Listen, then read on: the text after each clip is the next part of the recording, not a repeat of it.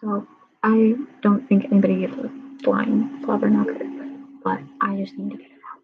So my mom has taken my phone for the past week, and it's, I get it. She's trying to like teach me a lesson or whatever the fuck. I don't give a shit. She thinks I need to be taught a lesson, and she thinks that's the best way to do it. No, she's wrong. She's freaking wrong. Because I have been I have missed calls and text messages from my boss, and literally like some that are asking me to work extra hours, some that are just about work, and I've missed them because I haven't been able to have my phone. My one friend literally thought I was dead, like passed away, deceased, because I have mental health issues and I pretty much text her all the time. And so since I haven't been texting her, she literally thought I was dead. Um, I have been in a really bad depressive spiral because I haven't been able to text all my friends. I haven't been able to text Sammy the way I normally do. And Sammy's kind of the only thing that keeps me kind of mentally stable. Um, I'm I'm going insane. Um, I'm, I went to a work party and I was allowed to have my phone. And because I had to get there and I didn't know the address and I didn't even know anything, I didn't know what time the work party was or anything. And she took my phone away when I got back home, and I'm already back in my depression. It's not because I'm a teenager who's so addicted to my phone that I can't go 10 minutes without it. It's more of the fact that it is such a big communication tool that going without it is like being so disconnected from the rest of the world. And I'm having a hard time being this disconnected from everybody because my I'm trans, so I'm having my parents don't respect that. They don't call me the right name. They don't gender me properly. My friends do that. My friends are on my phone. So I'm having a really, really hard time mentally recently because I don't have access to my support system. And I get it. You know, you have to figure out a way to punish your children. But this isn't right. Like, at least if it's going to be like a punishment, let me check it. Let me go into the kitchen and like text my boss. Let me text Maddie to make sure that she thinks I'm alive still. You know, don't cut me off from the world because you're mad at me. And like I get my phone back Monday, which isn't too far away, but honestly, I'm at the point where I don't know how much more of this I can deal with because my room's a mess because I can't clean without Sammy, and I don't have any motivation to clean. I've been getting so bad. I've started doing everything sitting down because it's just too hard to stand up. I've started getting quieter again. I'm starting to apologize for everything again. And I was just getting back to normal at the work party because my work friends are some of the best people in the universe. If anybody even like accidentally misgenders me, they correct them for me. They do it. I don't have to do it. And it makes me feel so loved and so cared for that other people will care that much about me to make other people respect me. And I'm just so used to not correcting people that at this point I just don't do it anymore because I've kind of given up because I've given up with my parents. And it's not that it doesn't hurt because it hurts so bad. It's just I've given up. And I was finally getting back to normal. I was apologizing. My face hurt from smiling and not from crying, which is unusual for me because normally I cry. I cried a lot. I cried a lot the past week or two.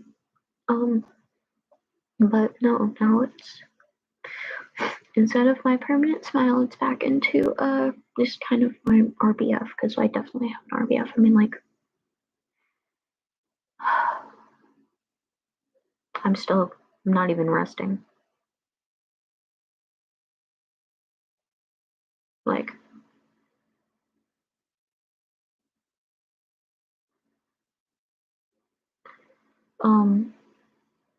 people at work care about me. They care enough to know what I like. They care enough to include me in conversations. They care enough to be able to read my emotions. And they understand that I have autism, I'm autistic. And they understand that I have a really hard time voicing my emotions because I have a hard time identifying my emotions. They have they understand that I always have a hard time like with tone. I don't understand tone at all. My mom doesn't get that. She doesn't get that. I don't understand tone. And so when she thinks I'm being rude, a lot of the time I'm just saying what I'm saying. And I don't understand that it can be taken in such a way. And she's like, well, if you keep griping about it, then I'm going to take it away for longer. And it's like, I'm just explaining to you my side of things as the person who has been disconnected this entire last week from their friends, their significant other, their work, work, bruh, work. I I'm having a hard time dealing with it. And my friends from work, even like the one who's 80, is like, just put it in the kitchen so that you can check it. Like it doesn't have to be in your possession.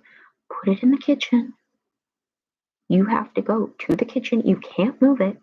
It's in the kitchen. You use it to contact people and then you go away. And I'm like, perfect. I don't care. That sounds great. I like that idea. I would I would accept that as a form of punishment. But no. And it's not even that I'm grounded either, because I still am allowed to have my laptop as I'm obviously streaming. Um, I'm still allowed my car, which is really weird to me. Because she tracks everywhere I go on Life 360, and it's like, if I don't have my Life 360 and I don't have my phone, what's gonna happen if I get into a car accident? What's gonna happen if I crash on the side of the road? Or if somebody else crashes into me? Or what if I run into a deer? Or what if I just get a flat and I'm stranded? What am I supposed to do? Because I can't call because I don't have my phone. So it's like, I don't understand how she thinks that this is a good idea. It's not safe. It honestly, it's really unsafe for me, for everybody involved. Um, it's it's not fair to my coworkers or my boss because everybody else is over the age of 18, doesn't have anybody doing this to them. I I don't get in trouble. I am the least troublemaker kid. And like, I hardly talk back. I don't talk back, honestly. I don't think so. I joke around. And what I'm interpreting as a joke, they aren't. And it's just making me not want to talk to them. Because if they're going to take the way that I go through life, if they're going to take that as me being rude, then maybe they're not the people I need in my life. Because I talk to like my friends from work and my coworkers all the time, and they're like, no, that's a joke. Even my autistic coworker, we're both on the spectrum. We're both like, no, that was clearly a joke, right? Like, we were laughing. There was like meme references and everything. And so, I don't know, we're just having a really hard time with that. And I've been getting frustrated more, and so I've been lashing out because I'm so frustrated, and I don't have any outlet because normally I talk to Sam. Sam is my outlet. So you're becoming my outlet. Hi, YouTube live stream. Um, but normally my outlet is that because they help me figure things out, and I do it in a non-violent way. I just talk it out. I might cuss a lot. I do cuss a lot when I'm angry, but it's like that's a healthy way of expressing anger. It's not hurting anyone.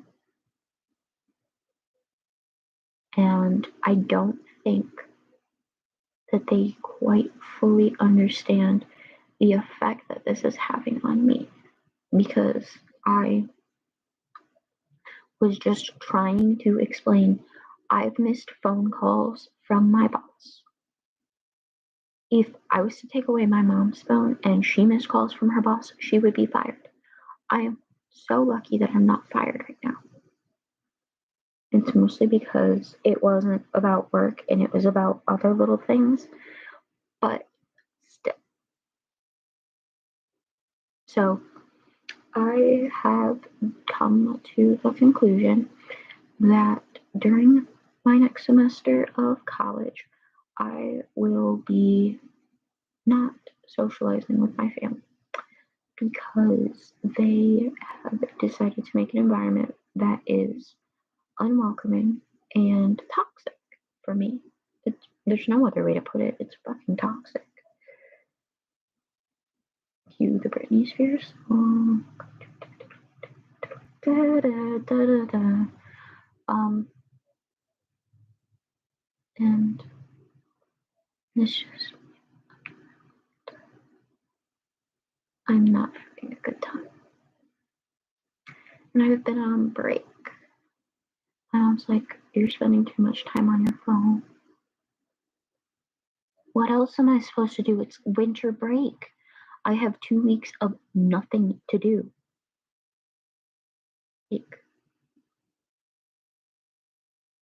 this is the first 2 weeks since September that I haven't had homework to constantly work on, that I haven't needed to, you know, cram homework in at every twist and turn. And it really shows to me that she doesn't value what I do as a person. She doesn't value what I do for work. She doesn't value myself. She doesn't value me because I don't. I'm I am calmly explaining like, hey, I've missed calls from my boss. I've missed calls from XYZ, important XYZ. And she's like, okay, sucks to be you. And I'm like, if you were to miss a call from your boss, what the fuck would you do? Would you be freaking out? Or would you just be like, oh, it is what it is?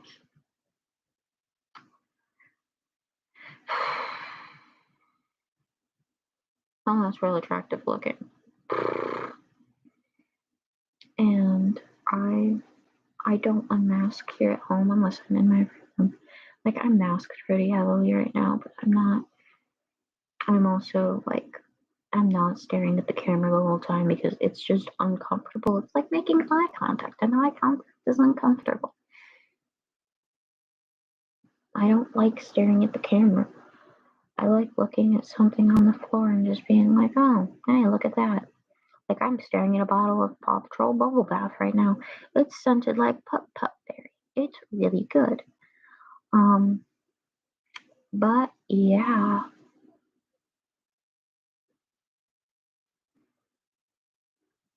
I just, I'm so finished. Maybe if I just sleep all day tomorrow. Just,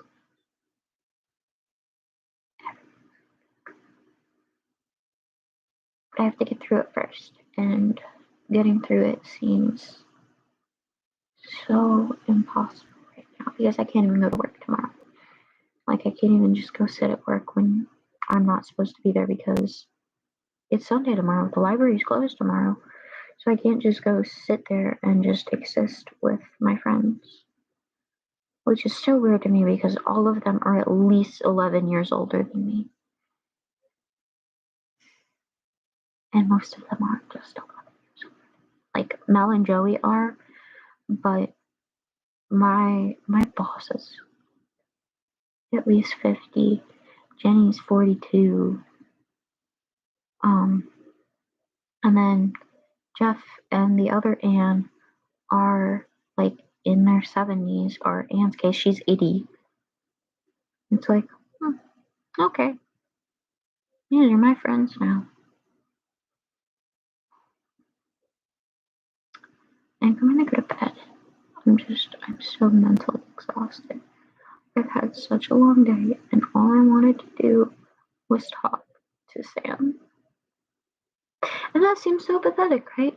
You know, why would you be so reliant on one person? Because that one person is my everything. They're everything to me. And now I have to wait more time.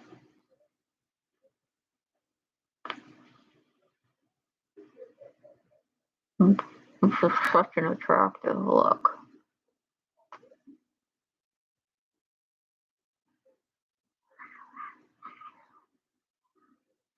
I don't know, I make funny faces. I'm good at those. But anyways, yeah. So I think I'm gonna go to bed. And in the morning, I'm gonna clean my room because it's a hot mess and I don't want it to be a hot mess for this semester. Because I want to get my shit together this semester. Because I didn't have my shit together last semester, let's be real. I'll clean my room and then I'll go from there. But for now, thank you, even though nobody's here. Thank you for listening. Thank you for existing. I value you as a person if you're watching this. I value you as a person, and you are loved so immensely much, at least by me. Yeah, thanks. Bye.